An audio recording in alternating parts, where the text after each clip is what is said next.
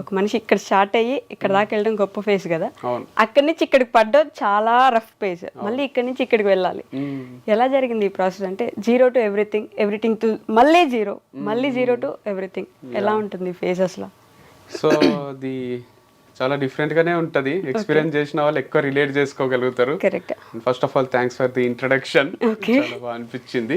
So నేను అనుకునేదే మీరు చెప్పినట్టు అనిపించింది. Like zero to everything, everything to zero అనేది నేను ఇప్పుడు నిన్న మొన్న చూస్తున్న విషయం ఏం కాదు. Right from my childhood I'm seeing this because we had 80 acres of land in Zaheerabad. Okay. అది ఒక్కొక్క ఎకరమే 3-4 కోట్లు, అట్లా 300-400 కోట్ల ఆస్తి. అదేం లేదు ఇప్పుడు. అంటే అంతా చూసి ల్యాండ్ లార్డ్స్ అని అందరు రెస్పెక్ట్ ఇస్తుండ్రి. తర్వాత ఫంక్షన్లకు పిలవడం కూడా బంద్ చేసిన రోజులు వచ్చినాయి. సో జీరో చూసినాము, ఫస్ట్ హై చూసినాం, మీరు అన్నట్టు ఎవ్రీథింగ్ చూసినాం, జీరోకి వచ్చినాము.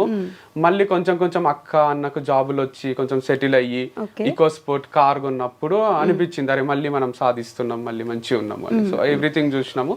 తర్వాత మళ్ళీ నేను సోలోగా మ్యారేజ్ తర్వాత లైఫ్ స్టార్ట్ చేసి ఏమీ లేకుండా నేను ఒకటి మస్త్ లెర్నింగ్ యాప్ అని స్టార్ట్ చేసింటి. దాంట్లో సేల్స్ 200-300 వస్తుండే రోజుకి.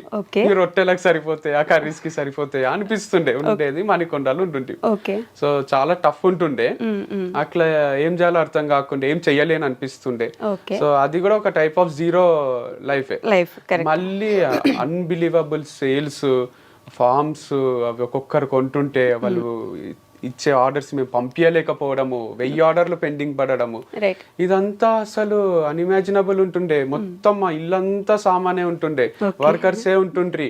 నేనే ఒక దగ్గర జాబ్ చేసిన 10,000కు 5,000కు అన్ని చేసి చేసి చేసే తర్వాత నేను టీచింగ్ లో కొంచెం సంపాదించడం స్టార్ట్ చేసిన. కానీ అట్లా నేనే జాబ్ చేసే పర్సన్ ని ఇంకేం లైఫ్ చూడలేదు. నా కిందనే 20 మంది ఎంప్లాయీస్ ఉండడము, వాళ్ళు మిస్టేక్ చేస్తే దాన్ని ఎట్లా నేను రెక్టిఫై చేయాలని ఆలోచించడము, దానిపైన కూడా వీడియోస్ చేస్తుంటే మా వాళ్ళు లేబుల్స్ వేసిండ్రు. ఒకసారి వాళ్ళు సెప్టెంబర్ లో పంపిస్తున్నారు సామాను, మ్యానుఫ్యాక్చర్ డేట్ ఏదో నవంబర్, అడ్వాన్స్ అన్నమాట. అందరికి సారీ చెప్పిన అది రాంగ్ ప్రింట్ అయింది, నాకు క్షమించేసేయండి అని.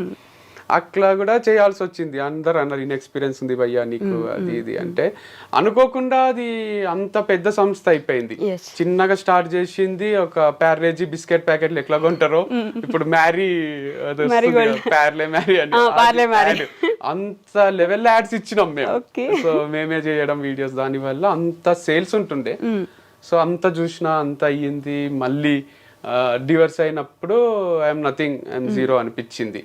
So no professional life, no personal life, what is this అనిపించింది. Then again professional life start చేసి మళ్ళీ ఒక సంస్థని ఏర్పాటు చేసి దాంట్లో 30 మంది ఎంప్లాయీస్ ఉంటూ అది నెక్స్ట్ లెవెల్ బిజినెస్ చేస్తూ అసలు కౌంటర్లో ఖాళీ ఉండకుండే, ఆ లెవెల్లో బిజినెస్ అవుతుండే, lakhs లో అవుతుండే. సో అంతా చూసి అంత అయ్యి నేను నా బర్త్డే కూడా ఇంకా బాగా గుర్తుంది. నా May 31st నా బర్త్డే. అప్పుడు నేను కూర్గులున్నా, ఎంత అంటే అంత ఖర్చు పెట్టే స్టేజ్లో ఉన్నా, మంచి రిసార్ట్ తీసుకొని. అట్లా మా అన్న బర్త్డే April 21st, ఒక 1 month ముందే. అప్పుడు నేను పాండిచ్చేరిలో ఉన్నా. అప్పుడు కూడా ఫ్రెండ్స్ తోని అసలు ఒక షాప్ కి పోయి ఇది కొనొచ్చా కొనరాదా, ఈ రూమ్ తీసుకోవచ్చా తీసుకోరాదా అని ఆలోచన లేదు. ఎంత అంటే అంత ఖర్చు పెట్టే స్టేజ్ అప్పుడు కూడా. సో ఈసారి మా అన్న బర్త్డేకి ఇంట్లోనే ఉన్నా, టీవీ చూసుకుంటా, క్రికెట్ చూసుకుంటా. ఒక 1000 రూపాయలు కూడా ఖర్చు కాలేదు.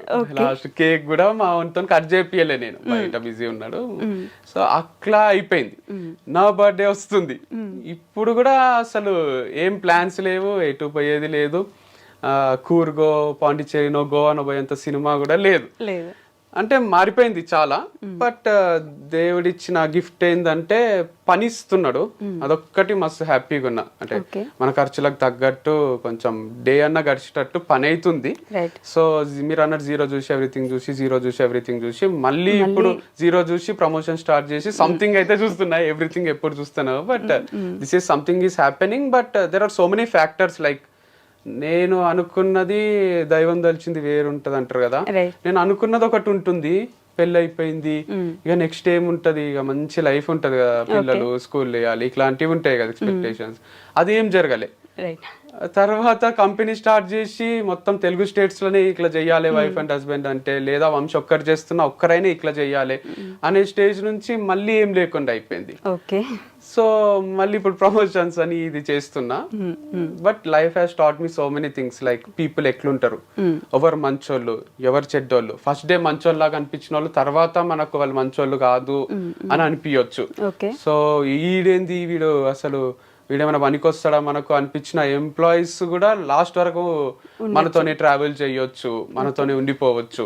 సో అట్లా మనము ఒకటి ఎస్టిమేషన్ మనకు ఒకటి ఉంటుంది కదా, వాళ్ళ మైండ్ స్టడీ చేసేది, ఒక గెస్ చేస్తాం కదా. ఆ గెస్ వర్క్ అనేది 100% రైట్ కాదు. ప్రాబిలిటీలో ఒక్కొక్కసారి కరెక్ట్ కావచ్చు, ఒక్కొక్కసారి తప్పు కావచ్చు.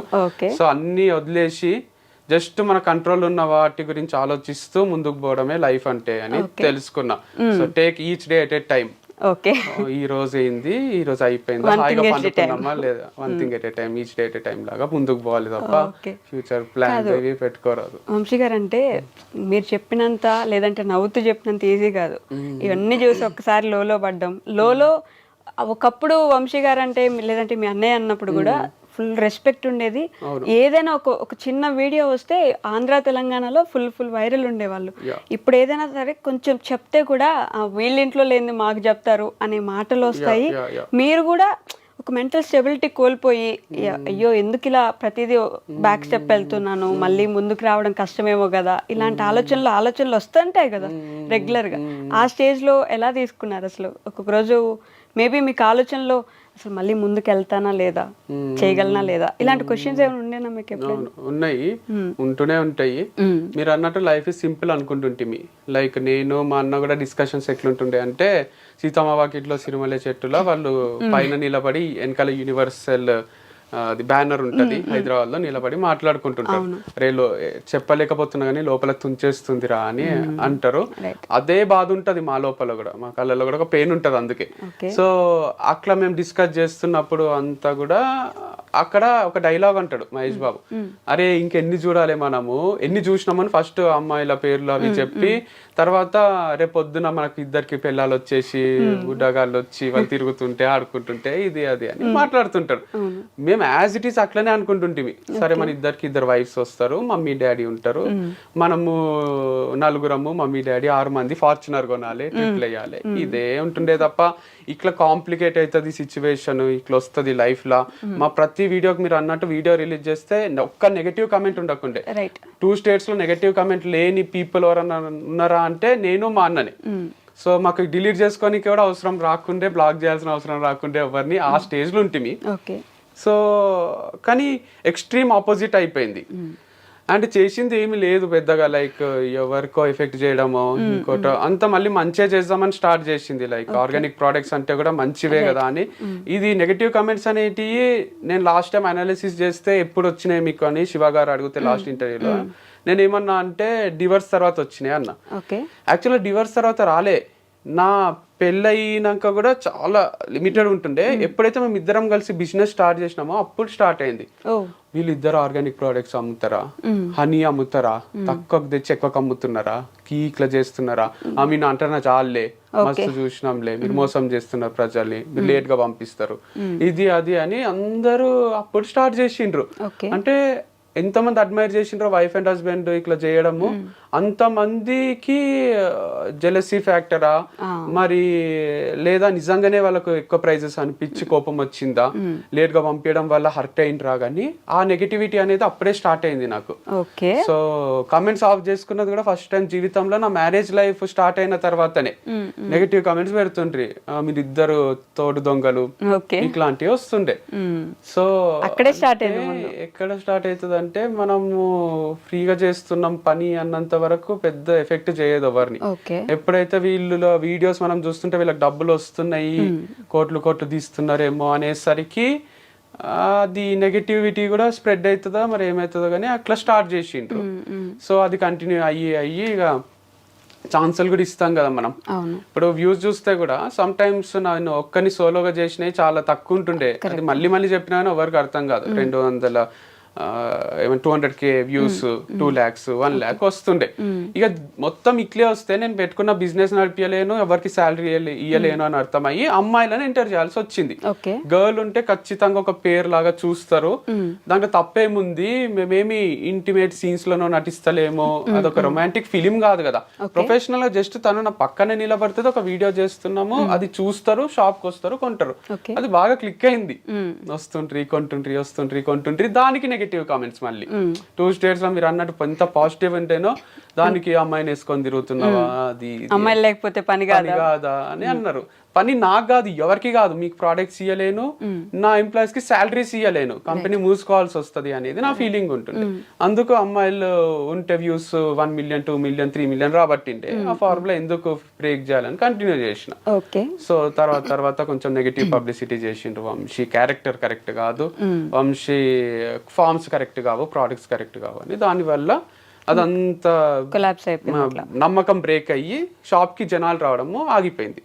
ఆగిపోవడం వల్ల రెంట్లు కట్టలేక శాలరీలు ఇవ్వలేక బంద్ చేసుకోవాల్సి వచ్చింది. ఓకే, కానీ మీ దగ్గర ఉన్న అమ్మాయిలే వెళ్ళిపోవడము, వాళ్ళ దగ్గర నుంచే నెగిటివిటీ పెరగడము, వాళ్ళే నెగిటివ్ గా మాట్లాడుకోవడము, ఆ తర్వాత ఇంకా వేరే అమ్మాయిని ఏదో ఫుల్ గా ఇబ్బందులు పెట్టేశారు, ఆమెకు నెగిటివ్ కామెంట్స్ పెట్టారు అని చెప్పేసి ఒక అమ్మాయి కైండ్ ఆఫ్ యాంకర్ అనుకోండి, ఆ అమ్మాయి ద్వారా ఇట్లా మెర్లీ నెగిటివ్ అవ్వడము, ఇవన్నీ కూడా ఫ్యాక్టర్సే కదా. ఫ్యాక్టర్సే అంటే నేను అనేది there are too many things. Like ఇప్పుడు పాజిటివ్ చెప్పేటోళ్ళు వంశన్న గ్రేట్, వంశక్లా అని 99 మంది చెప్పి ఒకడు వచ్చి హౌలగాడు వేస్ట్ గాడు అని చెప్తే మనకు అదే రిజిస్టర్ అయిపోతుంది. సో 99 మంది మన పైన పాజిటివే ఉంటారు, కానీ ఒక్కరు నెగిటివ్ ఉండేసరికి నెగిటివే కరెక్ట్ ఏమో అనే ఫీలింగ్ లోకి వస్తాం. సో అందరికి నచ్చం కదా మనం, నచ్చని వాళ్ళు నచ్చని విషయాలు 100 చెప్తారు, కానీ అవి ఇంపాక్ట్ చేస్తాయి సొసైటీ మీద. కానీ ఇంకోటి, ఇప్పుడు నేను ఈ ఇంటర్వ్యూ తర్వాత కూడా యాంకర్ వస్తాను సరిగా రిసీవ్ చేసుకోలేదు, నాకు కూల్ డ్రింక్ ఇవ్వలేదు, నాకు టిఫిన్ పెట్టియలేదు, సరిగా నవ్వుతూ మాట్లాడతలేదు, అస్సలు నచ్చలేదు నాకు అంటే యాంకర్ కి నెక్స్ట్ టైం ఇంటర్వ్యూ ఇయ్యరాదేమో మనం అని వేరే వాళ్ళకి కూడా నేను ఎక్కియొచ్చు కదా. సో మీ పైన ఎక్కియడం నేను 100 మంచి చెప్పొచ్చు, చాలా మంచి రిసీవ్ చేసుకుంది, నాకు వస్తానే కాఫీ ఇచ్చింది, ఇట్లా చెప్పినా అనుకోండి నమ్మరు. వీడు ఇంత మంచి వాళ్ళు ఎట్లుంటారు యాంకర్స్ అసలు అని అనుకుంటారు. అదే నెగటివ్ గా చెప్తే ఈజీగా నమ్ముతారు. నా పైన కూడా అదే చేసిండ్రు. పాజిటివ్ గా చెప్పేటోళ్ళందరివి ఓవర్ ది హెడ్ వెళ్ళిపోయినాయి, నెగటివ్ గా చెప్పేటోళ్ళందరివి మైండ్ లో కూర్చుండిపోయినాయి. దాని వల్ల అలా అని అందరూ మహర్షులు కాలేదు కదా, ఋషులు గారు మహర్షులు గారు, అందరి దగ్గర కొన్ని మిస్టేక్స్ ఉంటాయి, యాక్సెప్ట్ చేయలేరు జనం. ఫస్ట్ థింగ్ గొప్పగా చూసాం కదా, ఇప్పుడు ఇలా చూడలేకపోతున్నాము, లేకపోతే మరీ ఎంత గొప్పగా చూస్తే తట్టుకోలేమేమో, 2 ఫ్యాక్టర్స్ ఉండొచ్చు కదా. జెలసీ ఫీల్ అవ్వచ్చు, మరీ గొప్పగున్నాడు ఇంత చేశాడా అనే ఒక ఫీలింగ్ లో కూడా ఉండొచ్చు. అండ్ మనం అట్లా చేయలేకపోతున్నాము అనే చిన్న బాధ కూడా ఉండిండొచ్చు, లేదా నిజంగానే జెన్యున్ గానే బాధపడి ఉండొచ్చు. అరే వంశీ ఒక్కడే చేయొచ్చు కదా, ఎందుకు అమ్మాయితో చేయడము. ఇప్పుడు డాడీకి అయినా కూడా నేను ఒక రవి అనే పిల్లలతో తిరుగుతుంటే అంత ప్రాబ్లం ఉండదు.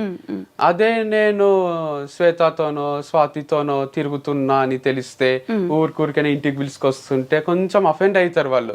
ఏంది ఇది, ఎందుకు ఇట్లా వంశీ చెడిపోతున్నాడా, ఏమైతుంది అని అనుకుంటారు. అది కల్చర్ అంతే, ఇండియన్ కల్చర్ లో ఇంకా బాయ్ గర్ల్ ఎవరితో తిరిగినా అంతే అనేది రాలేదు. బాయ్ తో తిరిగితే తప్పు కాదు, గర్ల్ తో తిరిగితే తప్పు, పెళ్లి చేసుకోకుండా అనే ఫీలింగ్ లో ఉన్నాం కాబట్టి కూడా ఈ ప్రాబ్లమ్స్ వస్తున్నాయి. ఓకే, అది కూడా ఒక ఫ్యాక్టర్ అయి ఉండొచ్చు మేబీ.